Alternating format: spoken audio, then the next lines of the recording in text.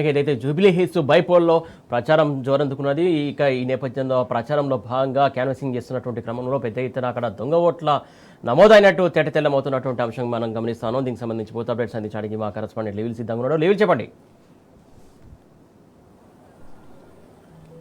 వాళ్ళ ప్రధానంగా జూబ్లీహిల్స్ ఉప ఎన్నిక ప్రచారం ఒకవైపు ఈటెక్కుతుంటే మరోవైపు ఓట్ చోరీకి ప్రధాన పార్టీ అయిన కాంగ్రెస్ పార్టీ పాల్పడుతుందని చెప్పేసి ఆరోపణలు పెద్ద వస్తున్నాయి. ఆరోపణలే కాదు, ఇవాళ నిజం కూడా అయినాయని చెప్పుకోవచ్చు. యూసఫ్గూడ డివిజన్లో ఒక బూత్లో కేవలం ఒకే అపార్ట్మెంట్లో, అది కేవలం ఇటీవల కాలంలో కన్స్ట్రక్షన్ చేయబడిన న్యూ అపార్ట్మెంటు. అందులో 15 ఫ్లాట్స్ ఉన్నాయి. 15 ఫ్లాట్స్లో 12 ఫ్లాట్స్లో మాత్రమే నివసిస్తున్నారు. అందులో కేవలం 3 మాత్రమే అందులో నివసించే వారికి ఓట్లు ఉన్నాయి. మిగతా ఎవరున్నారో ఎవరికి సంబంధించిన వారి ఓట్లో కూడా తెలియని పరిస్థితి. ఆ ఇంటి నెంబర్ పైన ఇవాళ దాదాపు 47 ఓట్లు నమోదు చేసుకున్నారు. 47 ఓట్లు కూడా బోగస్ ఓట్లు అని చెప్పేసి ఇవాళ తేలిపోయింది.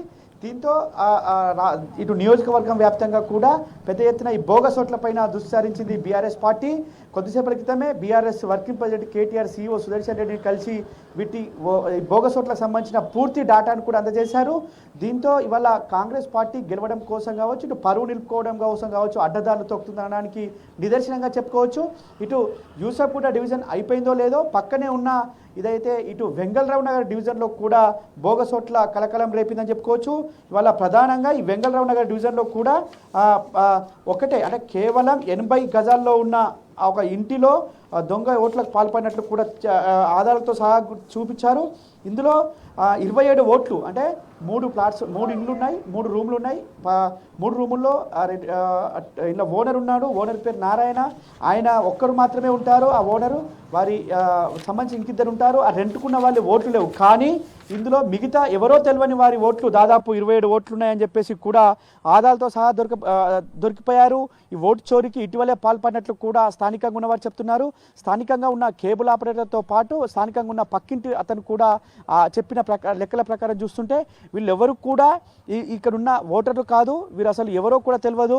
మేము దాదాపు ఇక్కడున్న గల్లులు అందరినీ కూడా మేము గుర్తుపడతాం. రోజు ఇక్కడే ఉంటాం. ఓనర్ మాకు చాలా సన్నిహితంగా ఉంటారు. నేను కేబుల్ ఆపరేటర్ పనిచేస్తాను. ప్రతి ఇంటిలో నేను తిరుగుతాను. ప్రతి ఇంట్లో నేను కేబుల్ బిల్ తీసుకున్నాను. కానీ వీళ్ళెవరిని నేను చూడలేదు. ఈ ఓట్లు ఎలా వచ్చినాయో కూడా చెప్పలేని పరిస్థితి అని చెప్పేసి కూడా స్థానికంగా ఉన్నవారు చెప్తున్నారు. అంటే ఇందులో కేవలం ఒక నారాయణ అనే ఓటు మాత్రమే ఒరిజినల్ ఓట్లు. పక్కనున్న 2 ఓట్లు కూడా గతంలో ఉండేవారు, కానీ ఇటీవల వాళ్ళు ఇల్లు కాల్చేసి వెళ్ళిపోయారు. ఇక మిగతా ఓట్లు అనేది ఖచ్చితంగా ఇవన్నీ ఇటీవల ఓటు చోరీకి పాల్పడ్డ ఓట్లే అని చెప్పేసి కూడా వారు చెప్తున్న పరిస్థితి. అంటే పూర్తిగా ఈ ఓటు చోరీకి కాంగ్రెస్ క్యాండిడేటే పాల్పడ్డట్లు కూడా స్థానికంగా ఉన్న బీఆర్ఎస్ నాయకులు చెప్తున్నారు. ఆధారాలతో సహా చూపించారు. దాదాపు ఈ 400 బూతులు ఉన్నాయి జూబ్లీహిల్స్ నియోజకవర్గంలో.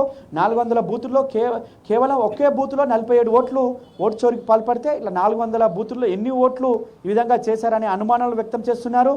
అంటే 400 బూతుల్లో 50 ఓట్ల లెక్కన చూసుకున్న 20,000 ఓట్లు ఈ బోగస్ ఓట్లు ఉంటాయి. ఈ బోగస్ ఓట్ల ద్వారానే వాళ్ళ అడ్డదారిన దొంగ ఓట్లకు సంబంధించి బూత్ లెవెల్ ఆఫీసర్స్ ఏం చెప్తున్నారు? ఏదైతే వీళ్ళు చర్యలు తీసుకోవాల్సినటువంటి అవసరం లేదా? బూత్ లెవెల్ ఆఫీసర్స్ ఏం చేస్తున్నారు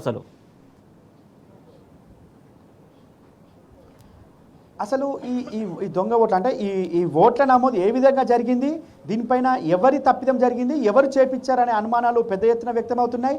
అంటే ఒక ఓటు నమోదుకు ఖచ్చితంగా స్థానికంగా ఉన్న ఇంటి అడ్రస్, ఏదో ఒక అడ్రస్ కావాల్సి ఉంటుంది.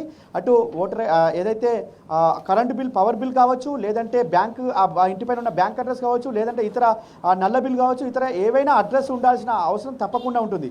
కానీ ఈ ఓనర్కు తెలియకుండా, ఆ ఓనర్ అందులోనే నివసిస్తున్నాడు, ఆ ఓనర్ తెలియకుండా ఇంతమంది ఓట్లు ఎవరు నమోదు చేయించారు అనేది వాళ్ళ $1 మిలియన్ ప్రశ్న. ఇటు బిఎల్ఓలు కావచ్చు, ఆ పై స్థాయి అధికారులు కావచ్చు, ఎవరు కూడా దీనిపై సమాధానం చెప్పడానికి వాళ్ళ విముఖత చూపట్లేదు.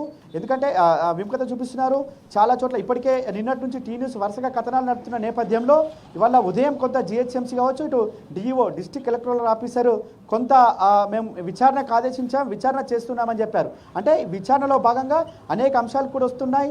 ఇంకా పోతుంటే చాలా చోట్ల కూడా ఈ బోగస్ ఓట్లు దొరుకుతున్న తీరును చూస్తుంటే ఖచ్చితంగా ఇది కావాల్సుకొని కొంతమంది చేపించారనే అనుమానాలు కూడా వ్యక్తమవుతున్నాయి. అంటే దీన్ని ఇప్పుడు కింది స్థాయిలో బిఎల్ఓ తప్పిదం జరిగిందా, లేదంటే ఎంక్వైరీ విషయంలో తప్పు జరిగిందా, ఇంకెవరైనా కావాల్సుకొని పై అధికారులు ఎవరైనా సహకరించారా అనే అనుమానం కూడా వ్యక్తమవుతుంది. ఇదే ఈ వెంగళరావు నగర్లో గతంలో ఏదైతే కాంగ్రెస్ అగ్రనేత బీహార్లో ఈ ఓట్ చోరీకి సంబంధించి పెద్ద ఎత్తున ప్రచారం నిర్వహిస్తున్నాడో అదే ఇది కాంగ్రెస్ పార్టీకి సంబంధించినటువంటి తెలంగాణలో ఈ ఓట్ చోరీ సంబంధించి ఎందుకు రెస్పాండ్ అవ్వట్లేదు? దీని గురించి కూడా స్పందించాల్సిన అవసరం లేదా? ఖచ్చితంగా ఇవాళ ఓట్ చోరీ జరిగిందని పెద్ద ఎత్తున రాజ్యాంగం చేత పట్టుకొని ఆ పర్యటనలు చేసిన రాహుల్ గాంధీకి తెలంగాణలో జరుగుతున్న ఓటు చోరీ కనిపించట్లేదా అని చెప్పేసి కూడా ఇవాళ ప్రశ్నలు సంధిస్తున్నారు. ఇవాళ బీహార్ ఎలక్షన్ల నేపథ్యంలో ఓటు చోరీ జరిగిందని కర్ణాటక కావచ్చు, మహారాష్ట్ర కావచ్చు, అనేక రాష్ట్రాల్లో తిరిగిన రాహుల్ గాంధీకి ఇవాళ తెలంగాణలో జరుగుతున్న ఓటు చోరీ ఎందుకు కనిపించడం లేదని చెప్పేసి కూడా ఇవాళ నిలదీస్తున్న పరిస్థితి కనిపిస్తుంది. అంటే ఏఐసీసీకి ఒక రూలు, టీపీసీసీకి ఒక రూలా అంటూ కూడా ఇవాళ మండిపడుతున్న తీరైతే మనకు స్పష్టంగా కనిపిస్తుంది. ఏఐసీసీ ఏమో ఓటు చోరీకి వ్యతిరేకంగా ఆందోళనలు చేస్తే టీపీసీసీ మాత్రం ఇవాళ ఈ ఓటు చోరీకి అనుకూలంగా దొంగ ఓట్ల నమోదు చేపించిందంటే దీని వెనుక ఉన్నది ఎవరు అనేది మాత్రం ఇవాళ చెప్పాల్సిన అవసరం ఉంది. దీనిపైన ఖచ్చితంగా జాతీయ పార్టీ అయిన కాంగ్రెస్ పార్టీ స్పందించాల్సిన అవుతుంది. అగ్రనాయకుడు రాహుల్ గాంధీ కూడా స్పందించాల్సిన అవసరం ఉంది. ఓటు చోరీ ద్వారానే కేంద్రంలో బీజేపీ అధికారంలోకి వచ్చిందని చెప్పుకునే రాహుల్ గాంధీ ఇవాళ ఈ ఓటు చోరీ ద్వారానే ఇవాళ జూబ్లీహిల్స్లో గెలుపు కోసం ఈ విధంగా చేస్తున్నారనే అనుమానాలు కూడా వ్యక్తమవుతున్నాయి. మొత్తానికి చూసుకున్నట్టయితే ఈ ఓటు చోరీ అనేది ఖచ్చితంగా ఇవాళ ఒక దేశవ్యాప్తంగా చర్చ జరుగుతుంది. ఇవాళ రాహుల్ గాంధీ ఏదైతే బీహార్లో జరిగిన ఓటు చోరీకి సంబంధించిన యాత్ర చేసిండో ఇవాళ తెలంగాణలో చేయాల్సిన అవసరం కూడా ఉందని చెప్పేసి కూడా ఇవాళ చాలామంది రాజకీయవేత్తలు చెప్తున్న పరిస్థితి కనిపిస్తుంది. ఓటు చోరీ అంటే బీజేపీకి ఒక రూల్, కాంగ్రెస్ అగ్రనాయకత్వానికి ఒక రూలు, కాంగ్రెస్ రాష్ట్ర నాయకత్వానికి ఒక రూల్ ఉంటుందా అని చెప్పేసి కూడా మండిపడుతున్న తీరుకైతే ఇవాళ ఖచ్చితంగా నిదర్శనం చెప్పుకోవచ్చు. ఇవాళ చాలా చోట్ల ఈ విధంగా అడ్డదారులు దొక్కితే, ఇవాళ ఓట్ల విషయంలో ఈ విధంగా అడ్డదారులు దొక్కితే రేపు ఓటింగ్ విషయంలో కూడా ఏ విధంగా కాంగ్రెస్ పార్టీ ఈ విధంగా చేస్తుందనే అనుమానాలు కూడా వ్యక్తమవుతున్నాయి. ఖచ్చితంగా ఎట్టి పరిస్థితుల్లో పరువు నిలబెట్టుకోవాలనే తాపత్రయంలోనే వాళ్ళ కాంగ్రెస్ పార్టీ ఉన్నట్లు కూడా తెలుస్తుంది. అందులో భాగంగానే ఓటు చోరీకి పాల్పడింది. రేపు రిగ్గింగ్ కూడా చేస్తారనే అనుమానాలు కూడా చాలామంది వ్యక్తం చేస్తున్న పరిస్థితి మనకు తాజాగా కనిపిస్తుంది.